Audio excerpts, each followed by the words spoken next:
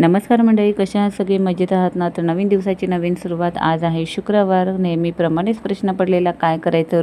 रोज तेच जेवण जेवून कंटाळा आलेला, म्हणून आज ठरवलं मेंदूवडे बनवायचे. तर त्यासाठी मी चटणी, सांबार आणि मेंदूवडा करायचा बेत केलेला आहे. तर चला, व्हिडिओमध्ये तुम्हाला कळेल मी काय काय बनवलं आणि कसं.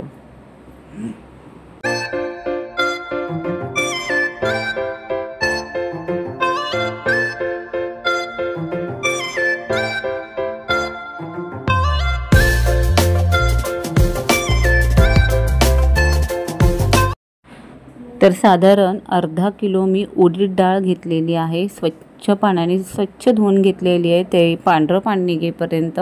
आणि नंतर कोमट पाण्यामध्ये ते मी सकाळीच भिजत घातलेलं आहे. कारण आदल्या दिवशी रात्री भिजवून उपयोग नाही आहे, कारण आता गरमी आहे. ऑलरेडी लवकरच ते सॉफ्ट होणार, म्हणून मी सकाळी लवकर उठून भिजत घातलेली. तर एका पॅनमध्ये ना मी नॉर्मल असं तेल गरम करून घेतलं आणि त्याच्यात ना अर्धा टीस्पून मी हिंग टाकून घेतलं. आणि ही जी आहे ना खायची चणा डाळ आहे ना, डाळ्या म्हणतात त्याला, ती डाळ्या आहेत, ती अशी तेलामध्ये फ्राय करून घेणार. तर हे पाहू शकता, तडतडायला लागले डाळ्या. मग अंदाजे मी थोडंसं असं शेंगदाणे त्यात घेतलेले आहेत. आपल्याकडे कोकणातमध्ये ओल्या खोबऱ्याची चटणी करतात, तर ही थोडी वेगळी पद्धत आहे, पाहू शकता. तुम्हाला जसं तिखट हवे असेल ना तसं तिखट तुम्ही मिरच्याही घेऊ शकता. त्याही मी त्याच्यामध्ये डीप फ्राय करून घेतलेल्या आहेत. आणि थोडीशी कोथिंबीर वरतून टाकण्यापेक्षा मिश्रण जेव्हा भाजतो ना आपण तेलामध्ये, तेव्हाच टाकलं की टेस्ट छान लागते. तर हे सगळं मिश्रण मी आता मिक्सरच्या भांड्यात घेत आहे.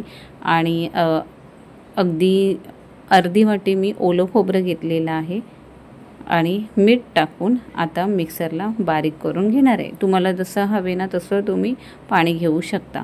तर ही माझी चटणी तयार झालेली आहे. ती आता एका साईडला काढून ठेवते. ह्याच्यामध्ये तुम्हाला चिंच हवे तर चिंच टाकू शकता. आता सध्या सीझन आहे कैरीचं, कैरी टाकू शकता. साखर, गूळ, ज्याला जशी पद्धत असते ना तशी ते चटणी करू शकता. पण ह्याच्यामध्ये आपण डाळ्या टाकलेल्या आहेत आणि शेंगदाणे टाकलेले आहेत. तर इथे डाळ छान फुगलेली आहे भिजून. हे पहा, छान भिजलेली आहे डाळ. तर आता होईल तेवढी ना कोरडी ती बारीक दळायची आहे. म्हणजे पाणी ॲड करायचं बिलकुल नाही आहे. तुम्हाला पाहिजे असेल ना तर डाळ चांगली भिजली ना तर दुसऱ्या गाळणीमध्ये, म्हणजे स्टीलची चाळण असेल ना त्या चाळणीमध्ये काढून त्याचं पाणी नितळून घ्यायचं आणि अशा प्रकारे ते घट्ट पीठ तयार करून घ्यायचं आहे. हे पहा, मी पाण्याचा जास्त वापर केलेला नाही आहे. पाहू शकता तुम्ही. जेवढं होईल ना तेवढं पाणी कमीच घ्या. आणि हे ना मी एक अर्धा बटाटा जो असं किसून घेतलेला आहे, त्याच्यामध्ये ऑप्शनल आहे, तुम्हाला हवी तर घेऊ शकता, नाही घेतला तरी काय प्रॉब्लेम नाही आहे. पण थोडीशी चेंज टेस्ट वाढायला. तर कांदा टाकलेला आहे, मिरची टाकलेली आहे आणि कढीपत्त्याचे ना तुकडे तुकडे करून टाकलेले आहेत. हे पाहू शकता. जिरं टाकलं आहे आणि चवीपुरतं मीठ. आता हे मिश्रण एकजीव मस्त असं करून घ्यायचं आहे. म्हणजे तुम्ही फेटता ना तसं फेटून घेतला तरी काही प्रॉब्लेम नाही आहे, पण खूप छान असं ते एकजीव व्हायला पाहिजे. हे पहा.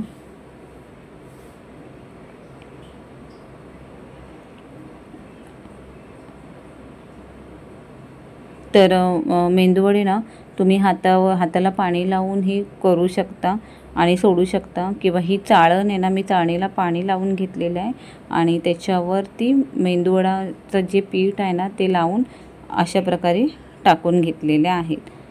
तर चहाची गाळण आहे ना, त्या गाळणीला थोडंसं पाणी लावून, पीठ ऑलरेडी आपलं घट्ट झालेलं आहे त्याच्यामुळे हाताने टाका नाही तर चाळणीने, तर काही प्रॉब्लेम नाही आहे. तर असे हे वडे तयार झालेले आहेत. चटणी आणि वड्याची रेसिपी तुम्हाला दाखवलेली आहे, सांबारही केलेली आहे, पण नेक्स्ट टाईम तर सांबारची व्हिडिओ मी टाकेन.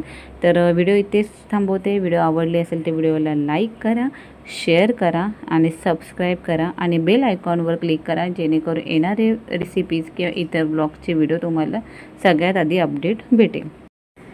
गुड नाईट, टेक केअर, शुभरात्री, काळजी घ्या, बाय.